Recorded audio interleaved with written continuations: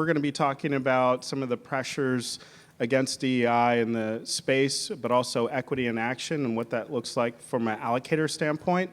To my left, we have Anna Blanding, who's a trustee at Graustein Memorial Trust and a leader of the organization. We also have Fernandes-Halloran, who leads his family's foundation, and he'll talk a little bit more about the incredible work they're doing in Philadelphia and other parts of the world. And then also we have Danielle Reed, who's with Builder Vision and is doing some extraordinary work there.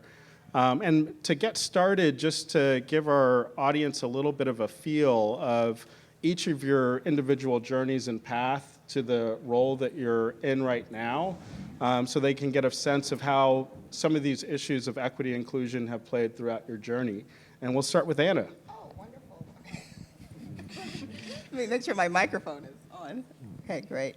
So I'm Anna, and as far as my journey has been, pretty circuitous, but been in this field for a long time. So, I've been in the role of being at an investment office of a large foundation, the Annie Casey Foundation. This is about 15 years ago. I then went to a smaller endowment, Choate, which was not doing anything really around DEI. And then I'm a chief investment officer currently in my day job of a Black-run fund in Connecticut, and so we're doing a lot of things around equity. But I think for the purpose of this conversation, I'm on the board of the Kresge Foundation and on their investment committee, and then I'm also on the board of the William Caspar Memorial Fund and that investment committee as well. And so both organizations have been thinking through how to really kind of embed DEI and equity into not only the endowment, but also the mission. And so I would say with Kresge, there's been, in 2019, they announced this 25 by 25, which is 25% of your endowment going into underrepresented founders. And then Graustein, in 2017, we really also had an equity approach and really thought about how we really align our mission with our endowment. And so my journey has been kind of sitting on all the sides, right, as a chief investment officer, as an allocator now, and really thinking through this from various different lenses. Terrific, thank you. Hello. Hi, Brian Fernandes-Halloran. It's one of the things you said, journey, and in the description for the questions, it was the professional journey, and I'm thinking, now where does my professional journey start? Very hard to tell. I actually was an artist for I am an artist, sorry. Daryn always tells me you're still an artist, and I am, okay. I've been an artist my whole life, and have worked in Africa and Brazil and doing various community development projects and community-based art projects. All the while, my father and his best friend Tony started Halloran Philanthropies. It says 17 years on our website, but it might be 18 years ago now. And they were supporting a lot of the pioneers in the impact investing space. They supported SOCAP when it was getting off the ground, and B-Lab, Village Capital, which is a peer-based, where entrepreneurs get to choose where investments go based on the decisions of their peers. And we worked with Daryn way back in the day as well. So I think that, just in terms of how it fits into this discussion, I think that I did get a lot of experience, often just through relationships, of seeing how kind of visionary leaders can exist and be ignored and underfunded, and how, some of it's always a little surprising to certain institutions what really makes a visionary leader. And so as we were, when I stepped into the role, I was thinking a little bit more about, where is our money actually being held? What are these entity types? One's held at a charitable trust. It's a support organization for Philadelphia. And Philadelphia is not a city of white wealthy people, right? So what was the real issue at the center of a lot of the difficulties that your average Philadelphian was facing, and it was the racial wealth gap. So we took a kind of a follower approach where we're finding leaders in the space and following them around, learning from them, and investing when we can. And we just launched the fund last year. It's called the Visions Fund. So, and you know, I think that I have to say, as an artist, it's very normal for people who have direct experience to be ignored, you know, and I think that lesson in terms of the beginning of my professional journey has really followed through and continues to prove to be true in this space. Thank you. Sharing is caring. Thank you. I'm Danielle Reed. I'm on the investment team at Builders Vision, which is the family office and impact platform of Lucas Walton. Some folks have not heard the name Builders Vision. It is actually relatively new. We've been doing a lot of impact investing for a number of years, but really formalized and literally gave it a name to the organization 5 years ago or so. So we're relatively new to the party in terms of being more public about what we've been doing. I joined a little over a year ago as the team has been growing. My journey to the organization and in terms of DEI and equity has been far less interesting, but also circuitous in terms of being in various investment roles over the years, largely in a kind of consulting or advisory capacity to a lot of different family offices, institutions, endowments and foundations, pensions, a whole host of things through some various roles that I've served in, all with an ESG and impact dimension to it, so always kind of on that team within the organization, but have engaged with all of those types of organizations around whether or not they should even do ESG and impact investing. If they did, what would it look like? How does it fit with their stated mission if they already have one? So some of it has been like strategy work, and in some cases clients have excitedly jumped into ESG and impact investing, and in some cases they said, thanks very much, we won't be doing that. So I've seen it all, and also worked across a wide range of impact themes, which sometimes it's climate, it's education, it's healthcare, sometimes it's DEI, or there might be an equity or DEI aspect to it. So that's kind of the lens I've brought. I landed at Builders Vision. You know, our platform is actually climate investing first. We don't have an explicit DEI mandate, but we believe that DEI is important to being a good climate investor. And I'll elaborate on this, but just wanted to sort of own up to the fact that it's our primary goal is sort of addressing climate change, but to do that well, we think you have to integrate equity and DEI, and also to call out that we are also on a journey. We're on many journeys as a younger organization, but one of them is around DEI, and we really do welcome panels like this or other opportunities to learn from those who do have an explicit mandate, who are experts around DEI, so we can learn from them and just generate more conversation around it. And if anyone, you know, takes a page from our book, we're thrilled, but we're really here to kind of learn and evolve and always push if we can on DEI. Thanks so much. And our next question will be about specific examples. Before we go into it, I'll take just a moment and share a little bit about Illumen Capital. So Illumen Capital is a private equity, venture capital, and growth fund of funds. And we work with the fund managers that we invest into in collaboration with research that we conducted with Stanford University. And we apply rigorous evidence-based strategies to reduce implicit bias and unlock impact and create economic value within our portfolio. My colleagues are here, Amani, Jason, and Layla are here in the audience. And what I would say is that before we go into examples, I wanted to paint the context of the challenge that a lot of us are working to address.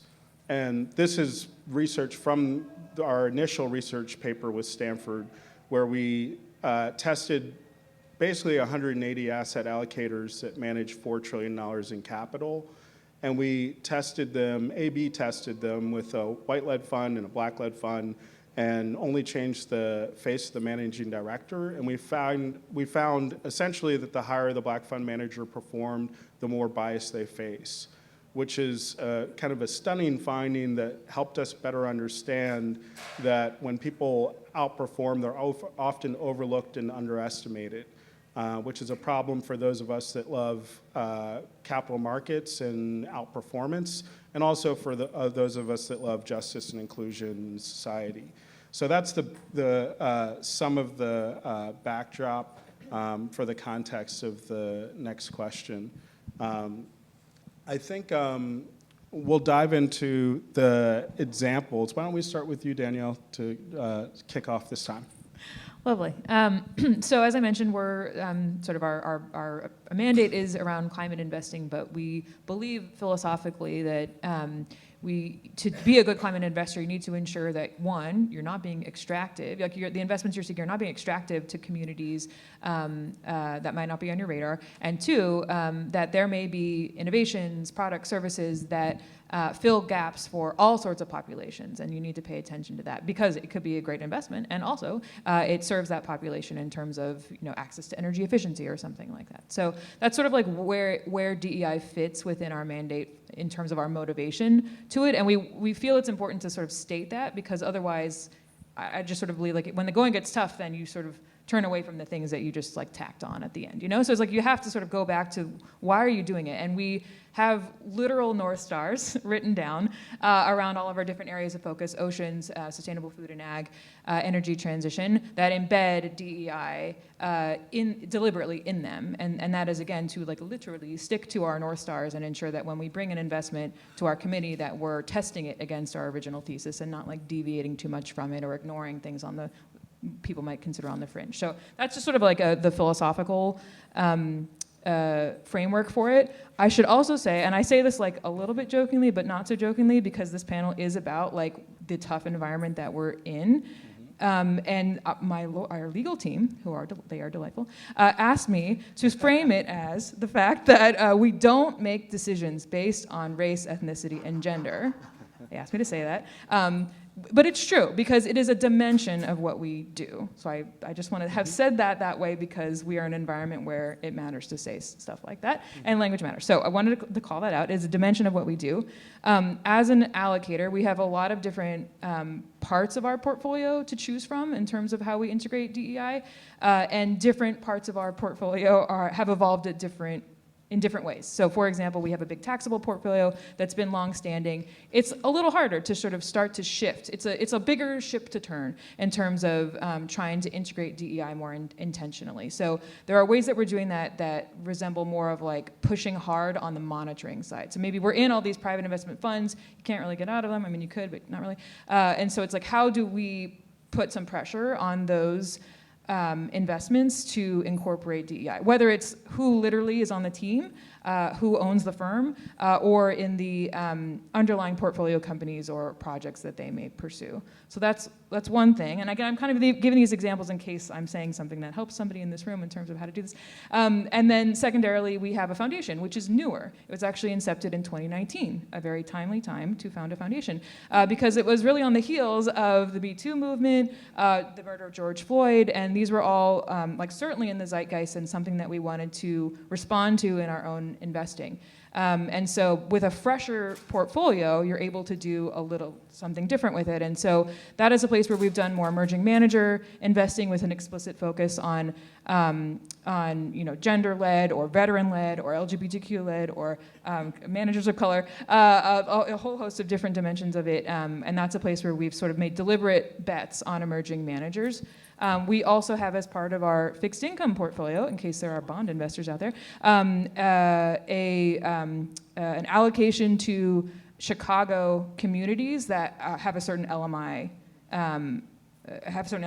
And that is a way to sort of be a good steward within Chicago, which is where our family lives, and a place that we work and play. And so there's a way to do sort of like targeted community-based allocations even within our market rate portfolio. So I wanted to give a couple of those examples. And then lastly, we also have a catalytic capital vehicle, which we formed even more recently to do what it sounds like, which is to try and take on really high-risk, high-impact problems where, as a family office with maybe a less complicated stakeholder group than other organizations that might be out there, we want to embrace that and do some things that might look a little crazy to other investors and try and be tip of the spear in terms of unlocking markets that we think are important to unlock. Oceans is probably the place we've done it the most in terms of just like putting some money out there and hoping that other investors will follow us. So some pretty crazy deals.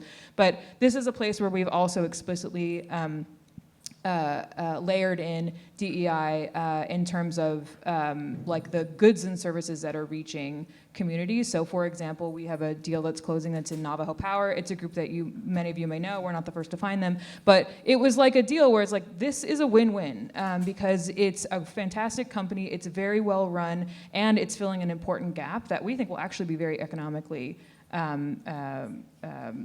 it'd be a high performer in terms of the economics of it. So I just want to sort of lay out, like, we have the blessing of having a lot of different parts of our portfolio. And again, we're climate investors, but we do try and be as deliberate as we can about bringing the DEI framework to our work in a way that achieves two goals at once. Is that what you were looking for? Yeah, no, that was great. That was great. I know Brett and Michael, who are part of Navajo Power, are here. Some of you may have met them. There's Michael back there in the back of the room. Very excited to see how that project continues to grow. And I know the others on the panel may be also connected as well. Go ahead, Brian. Yeah, maybe I'll use Navajo Power as an example. Is that okay, Michael? If I say anything wrong, make a really horrible sound, and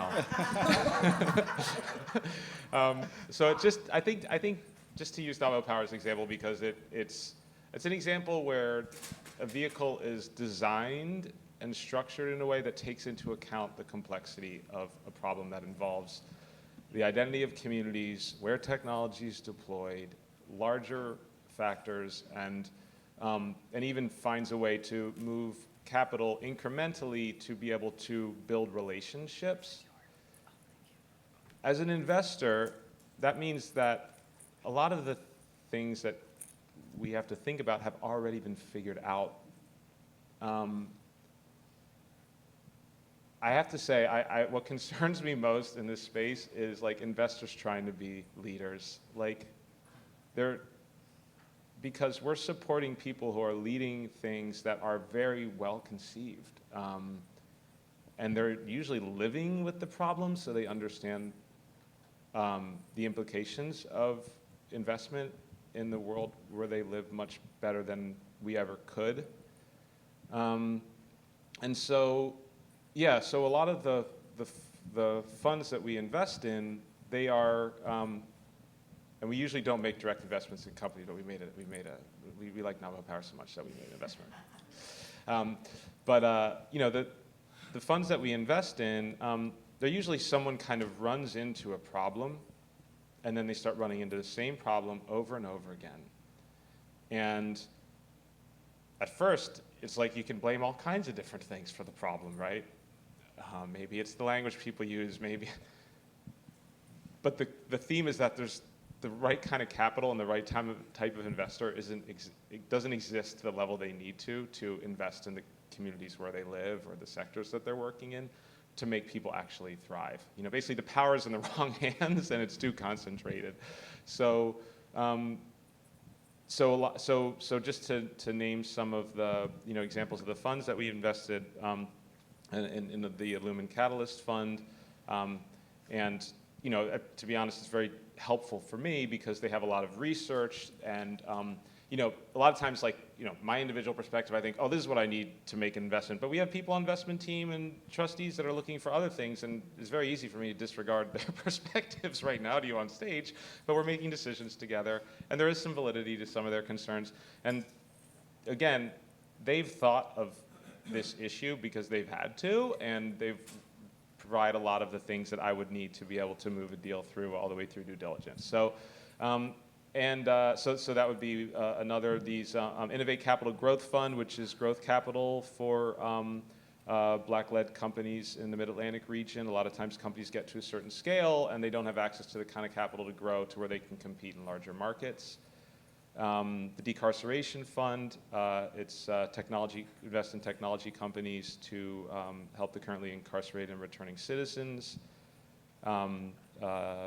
Plain Sight Capital, that's seed stage, Black-led companies that are tech startups, usually coders and folks that are still not recognized in the space. So those are just a few.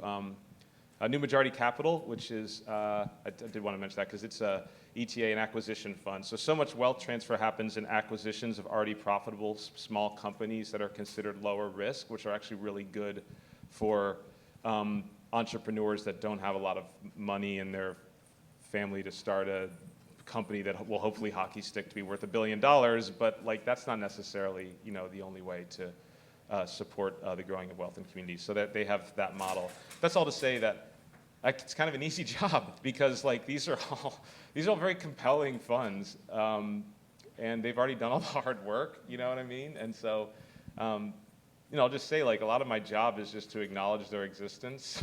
I mean, I know that sounds sad, but it's kind of true. You know, it's okay. They're out there and they're raising, and they're not raising as much as they need to.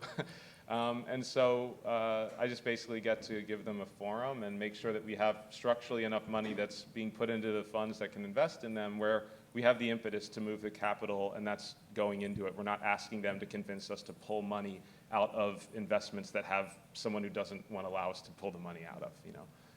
I think I went outside the boundaries of that answer to that question. I'll stop talking.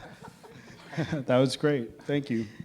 Great. I'm thinking about, so I also am looking at Navajo Power, that's funny, but I'm thinking about, I was actually just approached last night, so it's nice to meet you.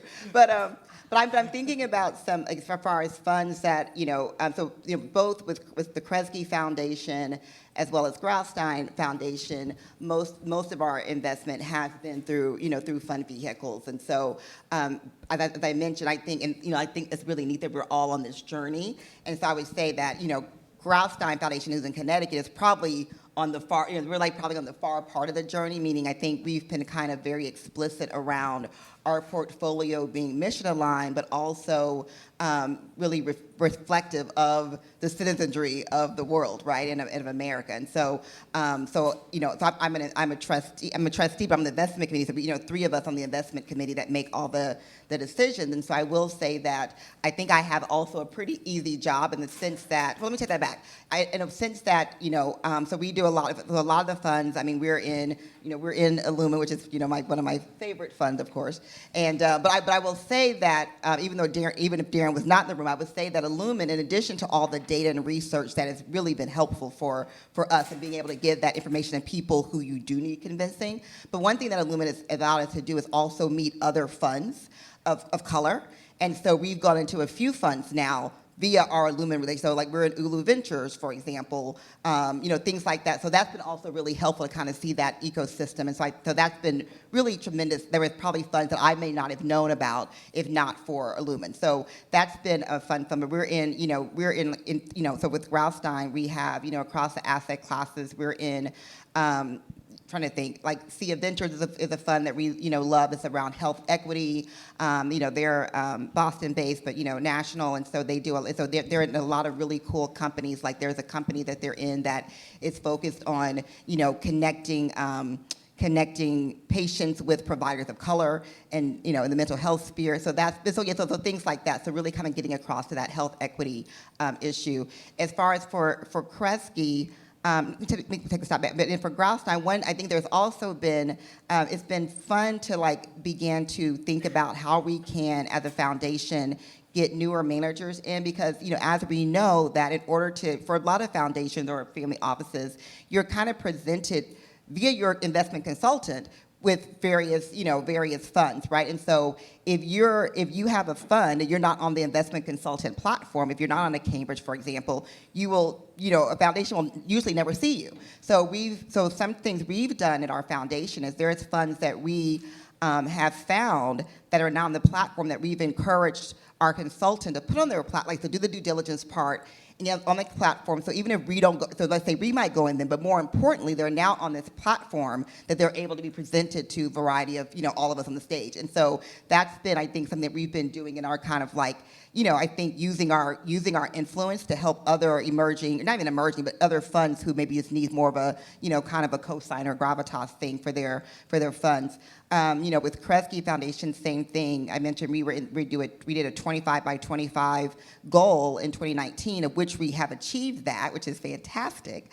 And so you know, having 25% of our AUM being in the hands of women, people of color, LGBTQ, you know, other diverse managers that have been often overlooked. You know, I'm thinking about, so in Kresge is also in a lot of funds, but I could name a lot of them right now, but one thing I'm trying to think for the audience kind of more like off the trail funds. And so one thing with Kresge, we've been thinking about this idea that in the real estate development sphere, that there are a lot of minority developers and contractors who have amazing businesses, things like that, but they really they don't have the scale to take advantage of big projects that are happening in Detroit or wherever. And so we put $10 million in this fund, Ibarra Fund, which is basically was for really high promising minority developers to be able to then grow to scale so they can get big. So that's been really successful and fun. I'm also thinking at Graustein, we did an investment to a local organization in New Haven that is looking at, kind of this redevelopment of the Black section of New Haven. And so Graustein went in with a PRI actually and thought about, it was a very complicated capital stack, but, this idea of kind of going in to give them some acquisition money. And so that's, I can, think of that. But a lot of things I'm thinking about are, and we also at Graustein, we have recently started a kind of like a catalytic fund where we are able to put some, pretty small seed money, but in some newer managers who are not really, I'll say, not really fund ready. And so we are in the Black Farmers Fund. We did money that there's they're a Northeastern group that's looking at, farming and Black farming ownership and things. And so we were able to put some money into them. Some other kind of like smaller players. We've definitely put investments in various CDFIs across the country, which I think are really good at getting, capital to the ground. So I can think of a bajillion and one examples, but one thing I would say is that, as an investment committee member, I think that one of the roles I play a lot is like if let's say if I'm in an LP, if I'm an LP in a fund, I think that I think like you mentioned, like this idea about a relationship. And so, there's times that I have definitely made calls on behalf of funds, like, hey, Anna, we're trying to get in the state of Connecticut's, whatever. Do you know the treasurer? And I do know the treasurer, and so it's like I can make a call. And so my warm introduction to the treasurer of Connecticut goes a long way to getting them maybe at least the audience. And so I think there's a lot of kind of like unofficial things that are not in our policy that me as a, Black person, as a woman, as a younger person, and my other investment committee folks that I play because it's something that's really, really important to me to be able to think about if I have access and I have, different platforms, how can I bring other people to the table to be able to, enjoy the fruits that I have to? Terrific. Before we go to the next question, which will be about the prevailing norms of pushback on DEI, I just wanted to ask the audience if you could raise your hand if you're in the philanthropy area. Thank you. Raise your hand if you're in the asset management area. Okay. All right. And raise your hand if you're in a part of a nonprofit organization. Okay. All right. Raise your hand if you feel seen and valued for the value that you add to the global financial markets. All right, so I was just picking up on the idea of being seen that Brian touched on and Anna touched on and Danielle has touched on in other ways. One of the very powerful things of the financial markets that we study is the way that bias literally is something that is unseen, which is why we have to study it to bring it to the forefront. If we look at some of the most successful investors in history, like Warren Buffett's partner, Charlie Munger, one of the things that we find is almost half of the books that he wrote were on bias. Missing from the stack of books is bias towards women and people of color, which seems to be one of the most important areas of studying latent value in economic markets, which is part of the reason why we're here together working against a system that cannot see people and appropriately or accurately value the value that they bring to financial markets. So the next question is, as we're looking at the various different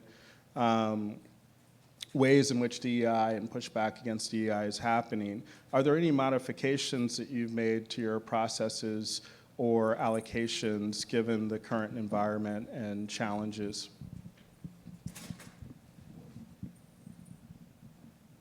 Okay.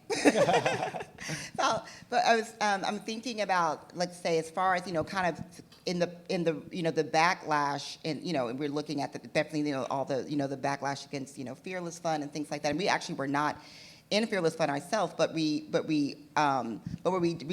definitely issued a opinion statement in support of Fearless Fund, right? And I think, I'm a parent, right? But this idea about, no one likes a bully, right? And I think to me that, going after such like the smallest fund that's in, and not even their fund, but like the grant program, right? And so, we all are sitting here know how much dollars are actually given to Black women founders, right? So the fact that you're attacking that, and so I go on and on about that, but I think that, all that to say is that I think the idea is that,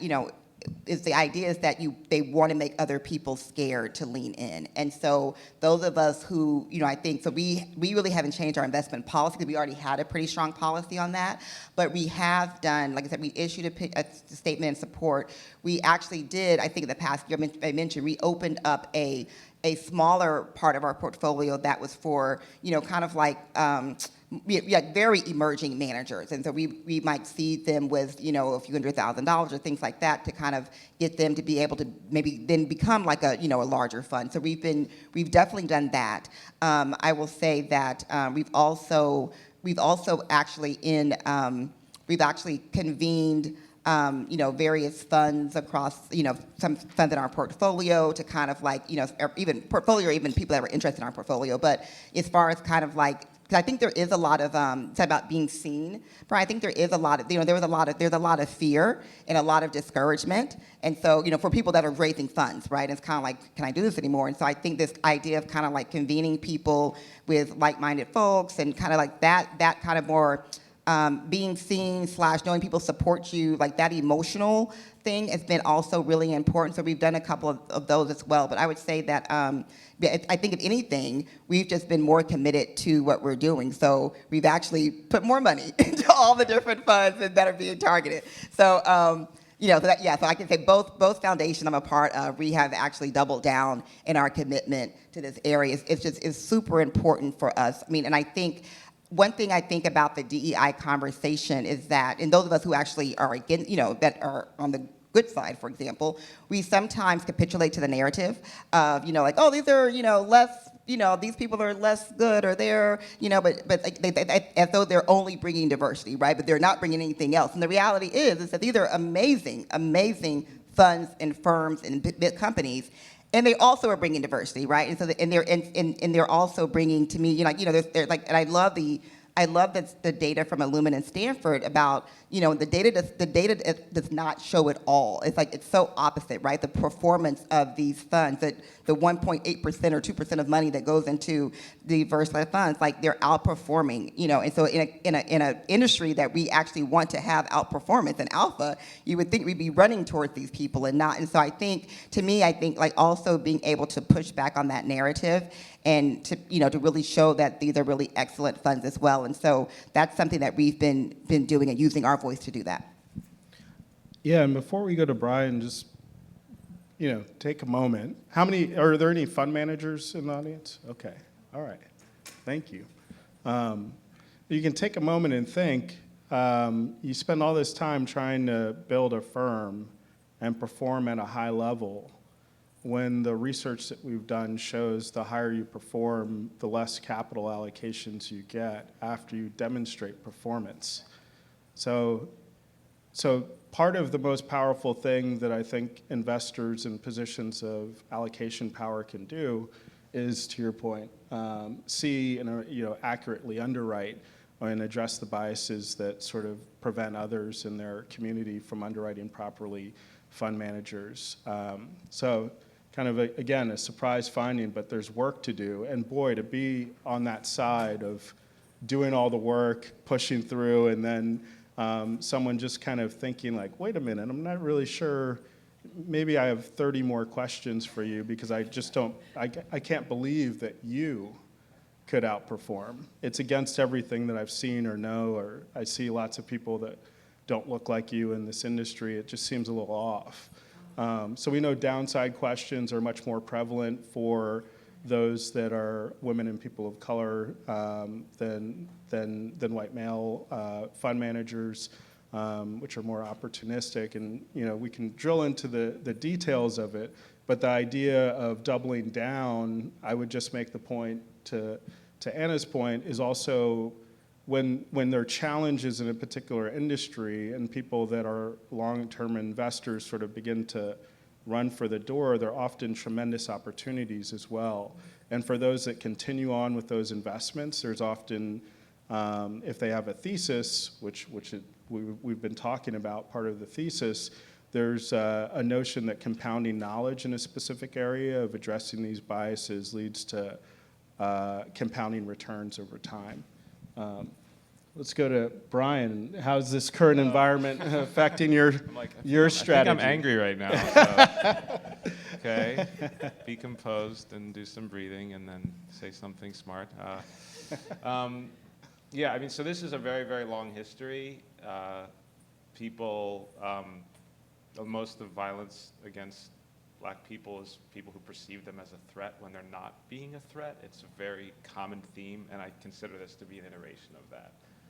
These funds are not a threat to anybody. They're not hurting anybody, and it's this recurring, and we always love to talk about historical injustice if it's a thing of the past. We're living in it right now. And it's, yeah, I think if we could just give, it's okay to fight back, because it's like, this isn't a small thing. This isn't like a line in an investment policy statement. This is multi-hundred-year situation, and there are real specific places where these battles are fought that matter, and the investment committee room is one of those places.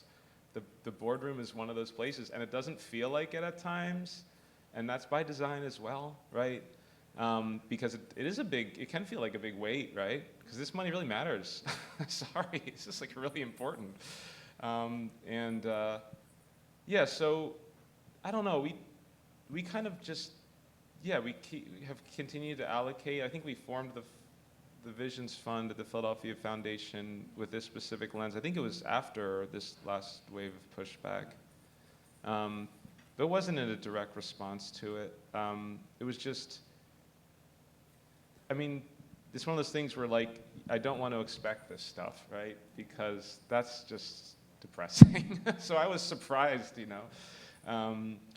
but then, of course, like, you have a beer with a friend, and you're like, we shouldn't have been surprised, of course.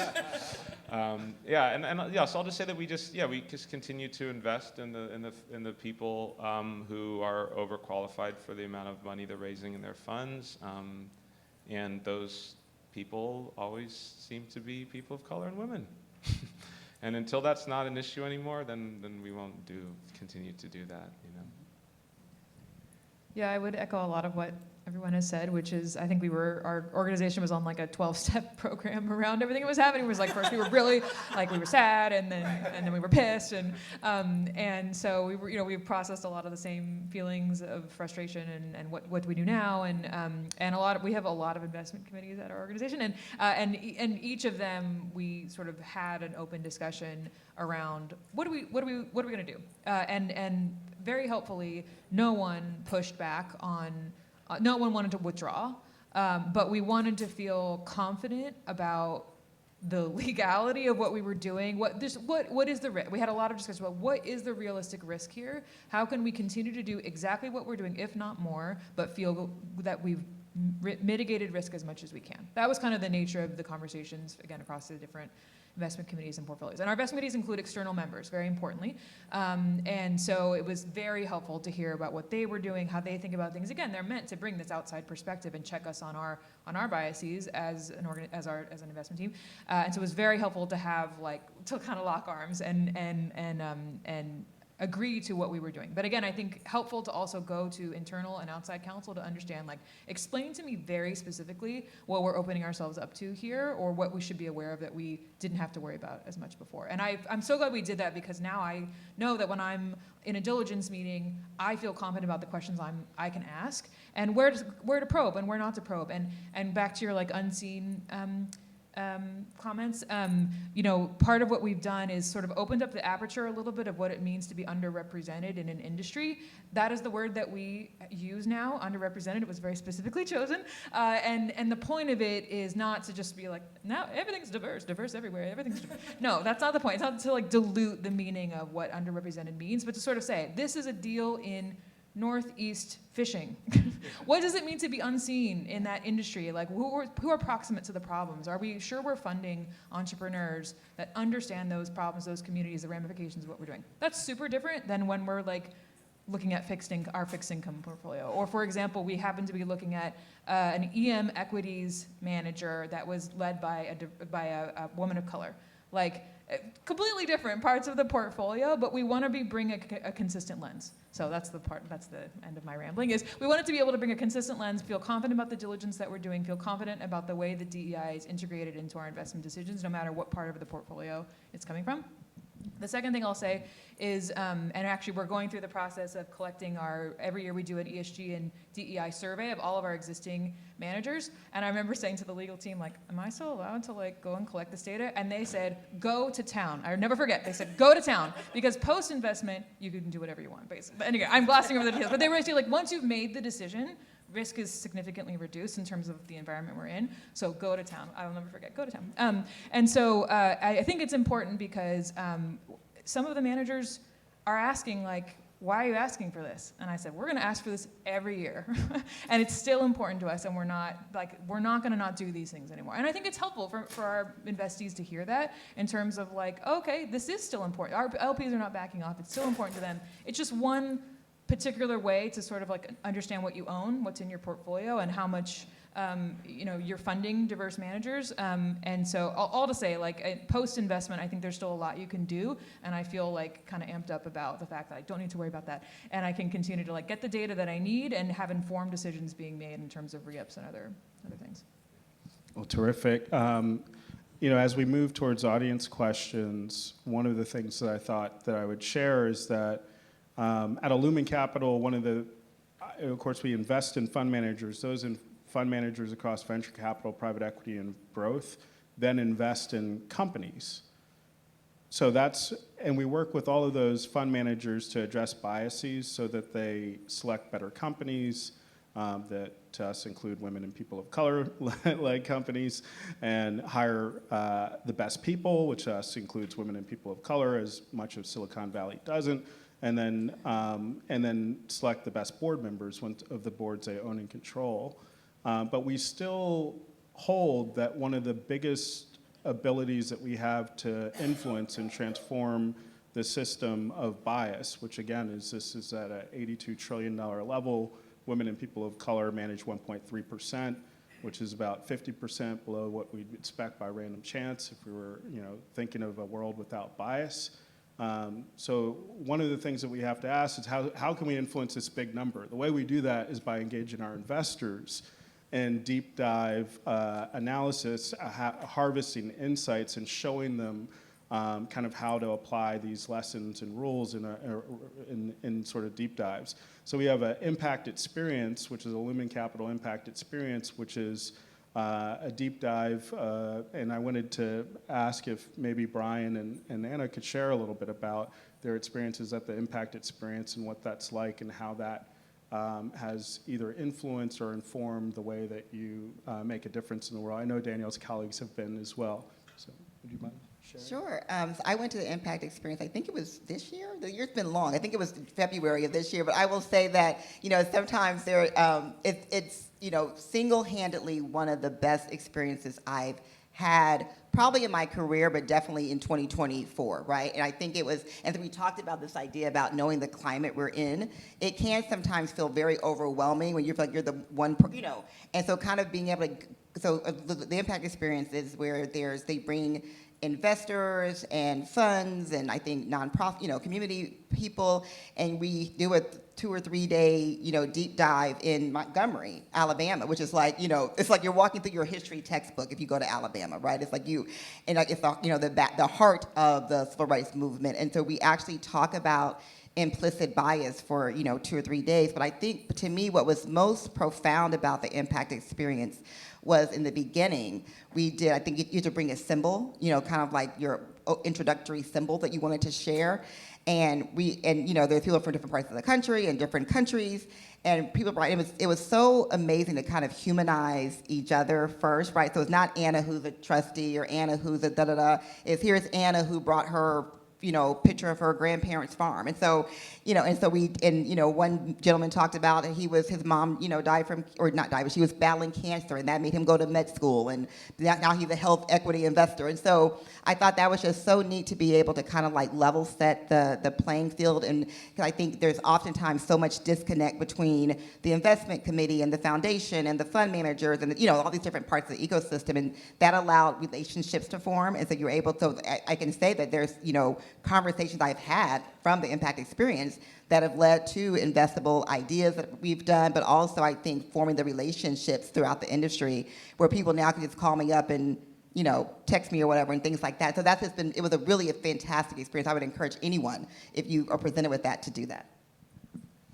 Yeah, I'll just say the whole experience. We went to the Legacy Museum, which kind of covers the North and South's relationship to slavery or enacting of slavery, facilitating of it, and the National Memorial for Peace and Justice.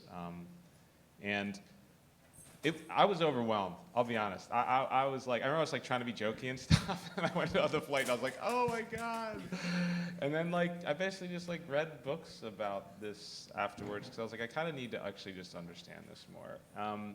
And that, that's been so valuable for my work, because there's a lot of trends, and I could keep seeing people in similar positions to me throughout history in this country, where there's a lot of unfortunate repetition going on, and I was kind of seeing in the context that I got by being at the place, you know what I mean? There's something about combining reading a book and being somewhere and really, being with an artist that lives there who's showing us around and speaking with people kind of deeply about this. It all kind of comes together where you feel motivated. So now when I'm in an investment committee room and I hear this, the same question that's oh, something had a bad quarter, are we scared now? And you're like, no, I mean, there's so much bigger than that. And it just makes it a lot easier, just to contextualize everything, that it is bigger. And I don't think I would love to say I came to that conclusion by myself, but I didn't. It really did get kicked off from the impact experience. Yeah, I haven't told you that yet, but it's true. Yeah. Thank you, Thanks, Daryn. sharing. So this is, I guess I'd just build on this and say that when I look at periods of pushback from an Illumen Capital perspective, we did expect it. And the reason why we expected it, because after slavery and Reconstruction came pushback of racial lynching terror. Then after the civil rights movement, which were met with dogs, attacking kids, and as laws began to change to make the country more whole in different ways, there was really a powerful movement there. And then as we moved to George Floyd, I couldn't help but think that after this advancement, there would be a force that would push back. The hardest thing to ascertain about this bias kind of that keeps the 1.3% of capital, despite equal or higher returns of Black or women-led funds at this level, is that it's not like a status quo, non-active process. It's an active process that continuously pushes funds to the margins. Whereas, what that means is that for those of us in the room that are aware and interested in working on this problem and committed to it, there has to be an active force in the different direction to help people to be seen, and it has to be a collective force too. It just can't be active, but it actually has to be collective for people's humanity to be seen and the market value that they bring to the marketplace as well. So, and in that order, I would say, because sometimes if you just look at people's market value, you get outcomes like slavery, which literally was the market value of Black people on an auction block versus a fund manager managing assets, which is a different kind of continuum. So this has been a really, really amazing discussion. One of the questions from the audience is, you know, are there tactics in investment committee meetings or in the boardroom that you found effective in helping people to be seen? Fund managers that might be presenting or helping colleagues come along. And you don't have to name this specific organization. I know that you all have been parts of many organizations, but I think there's some people out there that are looking for some tools. I'll just say really quickly that a lot of times what seems like pushback and people saying no, there's a quite it's like fragments of ideas, and there's usually not that cohesive of a strategy that's trying to stop you from doing something. So really strategizing with someone. Speaking of being seen, Christian Browning from the Philadelphia Foundation, who's sitting right there, you know, helped me to, we built out a real comprehensive investment policy statement that was actually based on the values stated by the Philadelphia Foundation, kind of doing a smaller version and moving there. So just kind of, you know, sometimes really like trying to communicate this in a way that is ironclad. And then the discussion just kind of moves along because the momentum is there, and unless someone's really putting up a coordinated roadblock, which I haven't actually seen yet, things just kind of move along quite smoothly, because frankly, people don't want to sound stupid, and so they're like, yeah, I don't really have an argument against that, and it kind of goes. Once the thing has been built, so I think it's good to take time to really build a good policy statement, if that could be useful. And really strategize about how it fits into something bigger. And there's other people who have done it I kind of followed trends of people who have a career in this space who are much more qualified than me, and I just kind of said, oh, you know, how do you do this, and blah, blah, and they just shared it, because they're all on the same thing, so they kind of just shared a lot of their materials and tactics and just helped us get there, yeah. Yeah, maybe just to follow on, I love a good IPS. Really do. I genuinely love a good IPS because it helps everyone. Remind everyone. An investment policy statement is like the guiding document for a portfolio or a foundation or something like that. And it outlines like benchmarks and asset allocation, but it also can include things like engagement or stewardship and DEI and like you can put anything you want in, how much mission orientation you want for the portfolio. And the purpose of it is that, I mean, I think a good IPS is a little bit of a living, breathing document. Like you don't want to change it all the time because it's meant to be like keep you on the straight and narrow, but it should be dynamic in terms of responding to what is going on in the world. Like we're all people walking around seeing these things. So for example, I mentioned our foundation was incepted in 2019. So our IPS has seen some evolutions because we want it to be responsive to what we think the impact industry and the financial industry need, especially in terms of DEI. I actually just Tuesday, was that yesterday? Oh my God. Presented like an assessment of whether or not we're sticking to our DEI statements in the IPS, and it was helpful to sort of say, hey, we're doing okay in this one. This one, I was like, oh, that's a red light. So anyway, I love good IPS, and I think that is a good. Even the drafting of the IPS is the right point in time to come together as an investment committee and say, what are we really trying to do here, and then revisit it in terms of like, are we doing it or not, and where are we, and does it need some refreshing? So I think that's a very useful opportunity, like venue to have that type of conversation. We, as I mentioned, we have external members on our IC. They are voting members, but I think whether they're voters or observers, helpful to just bring in people who are more expert in something that you're not, or to just, again, check biases or get a different perspective. And I think, so I think that's an important aspect. One thing that's worked well for, I guess I'll say two things. One thing that actually hasn't worked well for us is actually bringing the group in. This is like, it's been hit or miss. And we actually, again, yesterday had a group come in and like didn't really go that well. It was not it wasn't about DEI or anything. It wasn't like the diverse group did not do well. It was not that. It was like we just didn't tee up the conversation appropriately, and literally the investment committee was like, what are you asking me for? Like, what, are we voting on something? What's happening here? So I would say like think that strategy all the way through and like know your membership and all of that to make sure it will work well and that the entrepreneur, the manager is set up for success. success. But the last thing I'll mention is every once in a while we'll do a check-in on like what other groups are doing in the field. We actually did this for DEI specifically. We looked at like who talks about DEI on their website, who puts their IPS out in the public domain, who has DEI in their IP. It was like a chart. And it was just helpful not to like copycat what others are doing, but just to sort of level set of like where are we more or less ahead on these things or behind? Where are we more or less public on these things? Is there more we could be public about was kind of the point of that conversation. And so I think good to have some way of checking in on like if there are peers in the field that you want to be pushing and pulling on, to expressly talk about that in that setting. Yeah, I'll be, okay. I'm thinking about, yes, I also am a big fan of investment policy statements, just this idea of, I think they say like, kind of codifying your beliefs. And I also agree that I think the writing of it and the thinking through of it is actually more important than what you produce. So we have ours on our website publicly too. But that's been really important for us. I'm trying to think about something that my colleagues have not said.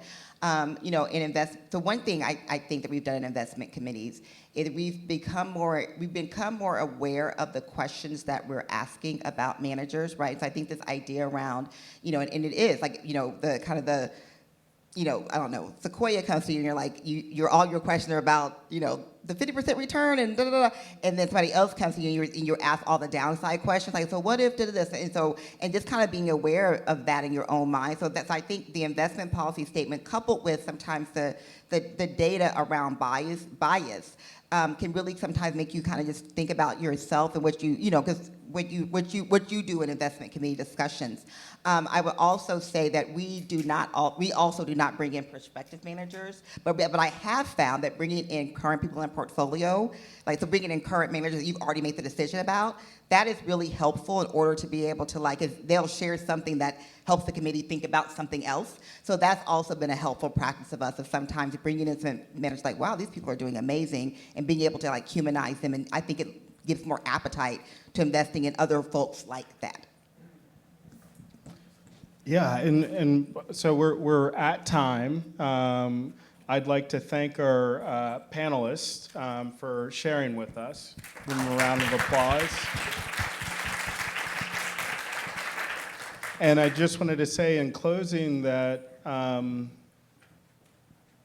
asset management business is at 1.4% or 3% women and people of color, and has been that or less for the last 50, 60 years. And if we're to look forward in the years since the civil rights movement and all of these advances of DEI that haven't changed this number pretty much at all, at what it could be at around 50% if things were more optimal in the global financial markets, we're thinking about things that have to happen differently in order to get a different outcome over time.